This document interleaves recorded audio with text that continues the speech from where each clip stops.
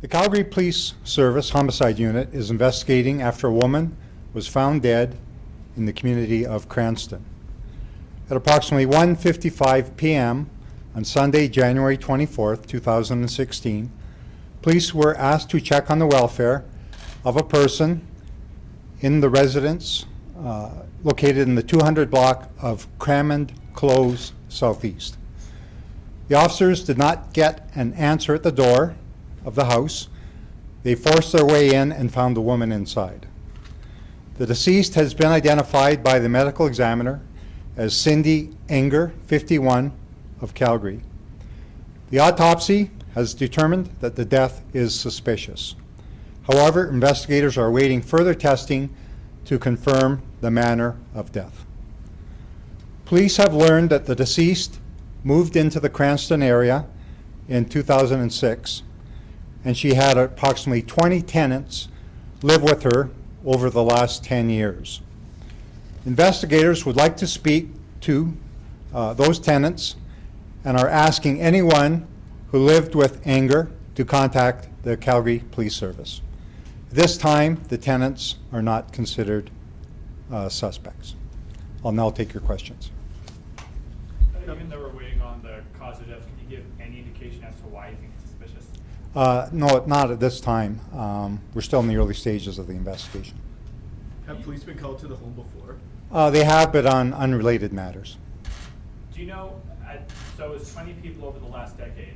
Do we know how many people were living with her currently? We don't believe anyone was living with her.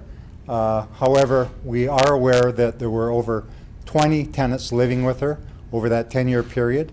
And again, we would like to contact or have them contact the Calgary Police Service to assist us with the investigation. Who called police asking them to check the home? We got a phone call from her ex-husband. They share custody of a son. The husband was attempting to drop the son off at the residence over the weekend. He was unable to contact her, and he became concerned. He contacted the Calgary Police Service on Sunday. We attended the residence. We found it secure. We had to force our way into the residence, and we found her inside. Do you know how long her body had been there? We believe that she was last seen alive Friday evening, but we're working with the medical examiner's office to establish a timeline of her death.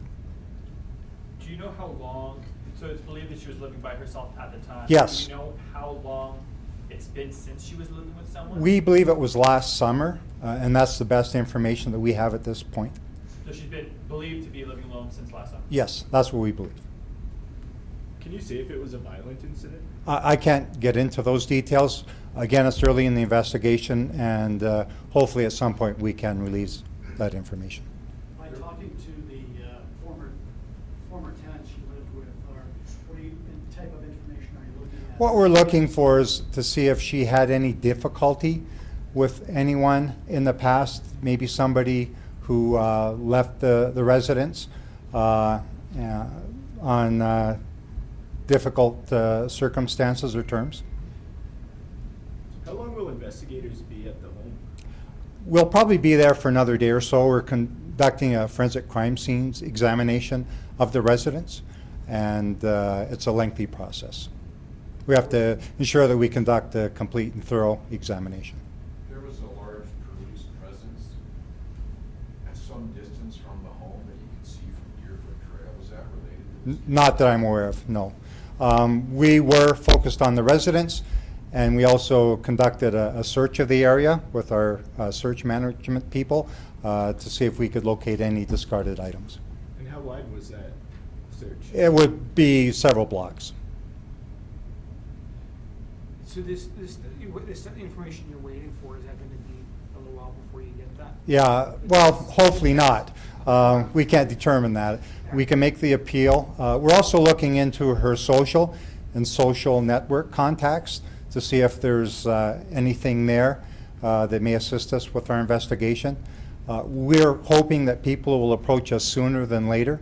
Of course, we want to establish a direction with the investigation, and the sooner we do that, hopefully the sooner we can resolve. the investigation, identify anybody who may be responsible for her death and hold them accountable. But as I say, right now we're declaring the death suspicious, awaiting further testing by the medical examiner's office. The autopsy determined that it was suspicious, or was it stuff at the scene that determined it? Both. So when we look at a death investigation, it's a combination of what we find at the scene, what we learn from any witnesses we speak with, and the results of the medical examiner's autopsy. So it's a combination. Wasn't it believed to be a medical collapse at first yesterday? I can't get into that details of the initial complaint. It was a check on the welfare, though. It was a situation where the ex-husband could not contact her or was unable to contact her, and he became concerned over a period of time, excuse me, where he ended up contacting the Calgary Police Service. He's not the last person to see her? No, he was not. Okay. She was last seen on Friday? She was last seen Friday evening, Okay. we believe. Why do you say none of the tenants are suspected at this point? Well, we don't have any information that points us in that direction. That's why we'd like to speak with them and to see that if they have any information that can assist us with the investigation. We have no direct information to point us in the direction of a tenant being responsible. Do we have any, since it's 20 people over the last 10 years, do you have any indication that they still live in Calgary? We don't know. Right now, we have to go through the evidence that we find at the scene. There may be documents there that assist us with identifying some of those tenants. Again, we're very early in this investigation. We haven't had a chance to go through those documents yet. If they do identify individuals, then we will be contacting them. But there may be individuals that there's no record of that we certainly like them to contact us.